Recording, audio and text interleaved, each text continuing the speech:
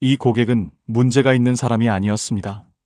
평택에서 셀프 세차장을 운영하고 있었고 일정 수준 이상의 매출을 유지하고 있던 상태였으며 주말에는 차량이 몰릴 정도로 기본 수요가 살아 있었고 평일에도 완전히 끊기는 구조가 아니라 일정한 흐름을 유지하고 있었기 때문에 겉으로 보기에는 대출이 막힐 이유가 없는 사업장처럼 보였습니다.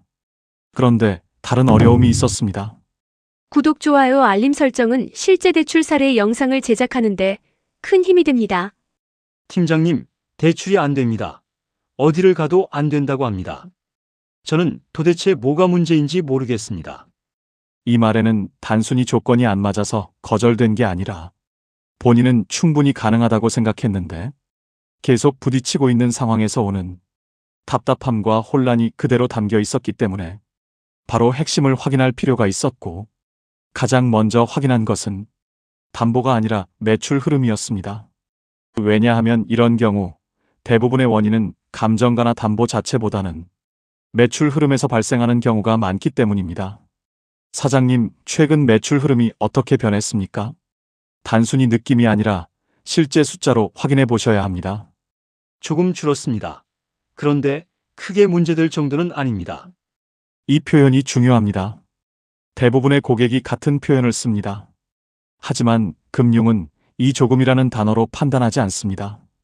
그래서 바로 자료를 요청하고 실제 흐름을 확인했습니다.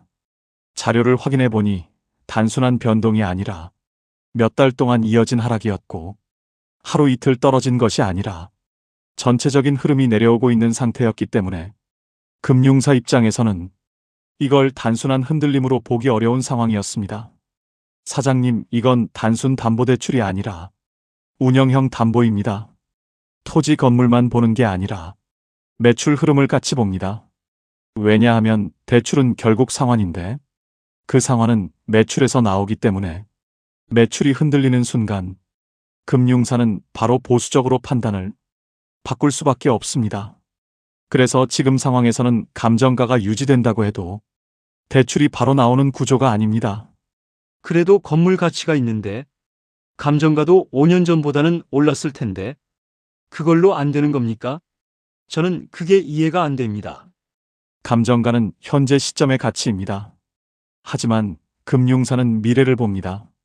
지금 이 매출이 계속 유지될지 아니면 더 떨어질지를 판단해야 하기 때문에 매출이 하락하는 구간에서는 바로 판단하기 어려워 일단 멈춰놓고 판단을 합니다.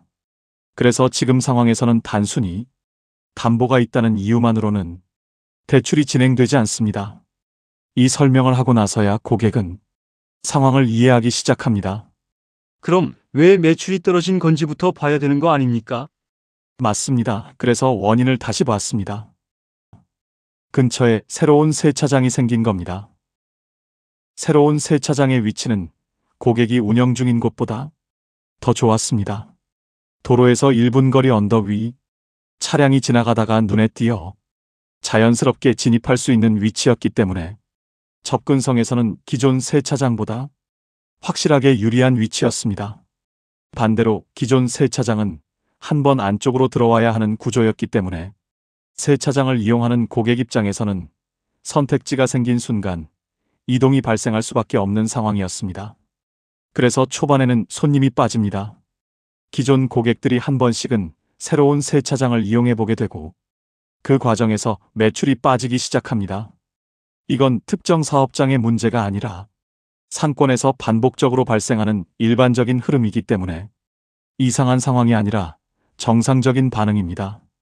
그래서 금융사는 이 상황을 이렇게 해석합니다. 이 매출 하락이 일시적인지 아니면 지속적인지 구조적인지 판단이 필요하다. 이 판단이 끝나기 전까지는 대출을 실행하지 않습니다. 그래서 모든 금융사에서 동일하게 거절이 나온 겁니다. 여기서 대부분의 사람들은 선택을 합니다. 첫 번째는 계속 다른 금융사를 찾아다니는 선택입니다. 이 고객도 동일하게 움직였습니다. 하지만 결과는 같았습니다. 두 번째 금융사에서도 매출 하락을 이유로 거절, 세 번째 금융사에서도 동일한 이유로 거절되었습니다. 그래서 방향을 바꿉니다. 그럼 매출을 올리면 되는 거 아닙니까? 그래서 실제로 행동을 합니다. 요금 할인 이벤트를 진행하고 야간 할인도 도입하고 온라인 광고도 집행하면서 매출을 끌어올리려고 시도합니다. 하지만 결과는 기대만큼 나오지 않습니다. 왜냐하면 고객이 빠진 이유가 가격이 아니라 위치이기 때문입니다. 가격을 낮춘다고 해서 다시 돌아오는 구조가 아니기 때문에 매출은 일부 변동은 있지만 전체 흐름에서는 회복되지 않습니다.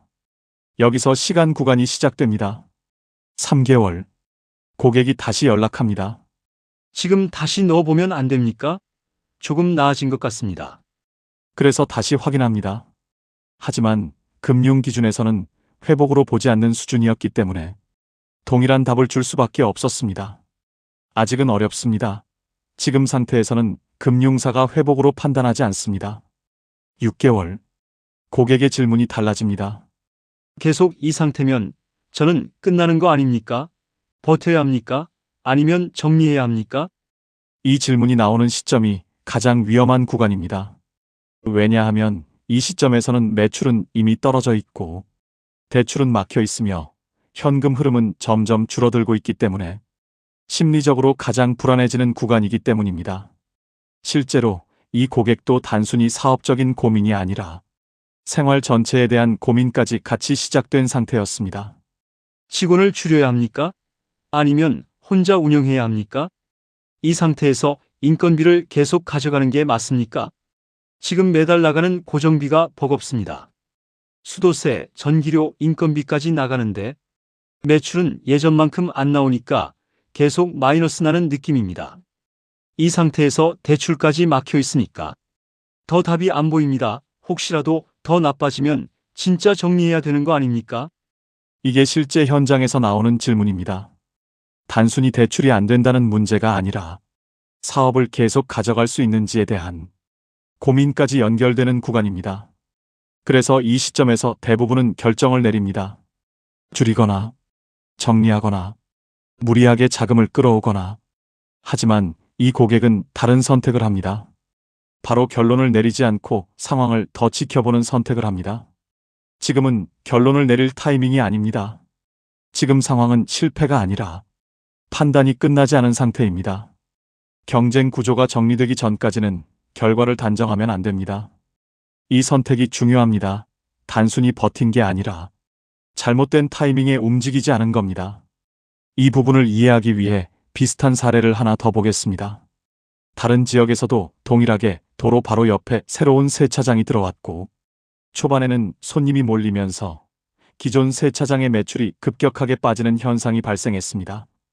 그 사장님도 동일하게 할인 이벤트와 광고를 진행하면서 대응했지만 결과는 달라지지 않았습니다.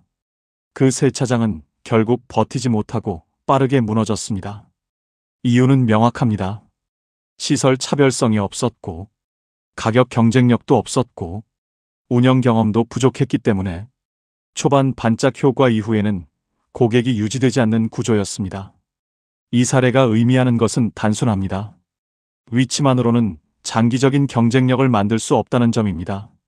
다시 본 사건으로 돌아옵니다. 10개월 뒤 상황이 바뀝니다. 새로 생겼던 세차장이 폐업을 합니다. 저기 문 닫았습니다. 그래서 바로 현장을 확인합니다. 왜 망했는지를 보면 이유는 명확합니다. 도로에서는 가까웠지만 언덕 위에 위치해 있어서 차량이 올라가야 하는 구조였고 이게 생각보다 큰 불편 요소로 작용했습니다. 그리고 결정적으로 기존 세차장을 대체할 만큼의 차별성이 없었기 때문에 초반 유입 이후 유지가 되지 않는 구조였습니다. 그래서 손님이 다시 돌아옵니다. 기존 세차장으로 유입이 다시 시작되고 매출이 올라오기 시작합니다. 이건 단순한 반등이 아니라 회복입니다. 그래서 대출을 다시 진행합니다. 지금 매출 기준으로 다시 검토해 보겠습니다. 이번에도 바로 승인되지 않습니다. 1차 검토에서는 보류가 나옵니다. 그래서 자료를 다시 정리합니다. 매출 회복 흐름과 기간별 변화, 그리고 경쟁 환경 변화까지 포함해서 다시 제출합니다. 그리고 다시 검토가 들어갑니다. 이번에는 반응이 달라집니다. 이 정도 흐름이면 가능합니다. 여기서 끝나는 게 아닙니다. 이제부터가 실제 금융 구조를 만드는 단계입니다. 단순히 기존 대출을 유지하는 것이 아니라 이 회복된 흐름을 기반으로 어떤 구조로 자금을 가져가는 게 가장 안정적인지 설계해야 하는 구간입니다. 그래서 먼저 기존 대출의 규모와 성격부터 다시 검토했습니다. 그리고 동시에 추가 자금이 필요한 이유와 그 자금이 실제로 어떻게 사용될지를 같이 정리했습니다. 이 과정에서 정책 자금을 활용할 수 있는지도 함께 검토했습니다. 신용보증재단을 통한 보증 구조입니다. 여기서 중요한 건 단순히 매출이 올랐다는 사실이 아니라 그 매출이 어떻게 회복됐는지를 설명하는 것입니다. 그래서 하락 구간부터 회복 구간까지 전체 흐름을 자료로 정리했고 경쟁사 등장과 폐업이라는 외부 변수까지 같이 설명했습니다. 이 과정이 실제 심사에서 가장 중요한 부분입니다. 단순 숫자가 아니라 구조를 설명해야 하기 때문입니다. 그 결과 신용보증재단에서 보증서 발급이 가능하다는 판단이 나왔고 그 보증서를 기반으로 정책자금 대출이 실행되었습니다.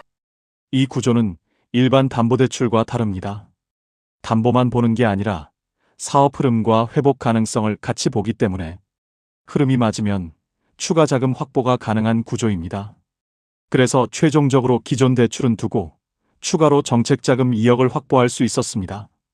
이 자금은 단순히 부족한 자금을 채우는 개념이 아니라 이후 운영 안정성을 확보하는 역할까지 같이 하게 됩니다. 그래서 결과적으로 구조가 완전히 바뀝니다. 처음에는 매출 하락으로 인해 대출이 막힌 상황이었지만 결과적으로는 매출 회복, 구조 안정, 추가 자금 확보, 이 세 가지가 동시에 해결된 상황으로 바뀐 겁니다. 이 사례의 핵심은 단순히 경쟁사가 망해서 살아난 것이 아니라 판단을 늦춘 선택과 구조를 유지한 결정이 결과를 바꾼 사례라는 점입니다. 지금 매출이 떨어졌다면 가장 먼저 해야 할 일은 무조건 움직이는 것이 아니라 이 흐름이 구조적인 하락인지 아니면 환경 변화로 인한 일시적인 하락인지 구분하는 것입니다. 이 판단이 제대로 되지 않으면 잘못된 선택을 하게 되고 그 선택이 이후 금융 구조까지 영향을 주게 됩니다. 오늘 영상의 핵심은 대출이 막혔을 때 가장 먼저 봐야 하는 것은 한도가 아니라 흐름입니다.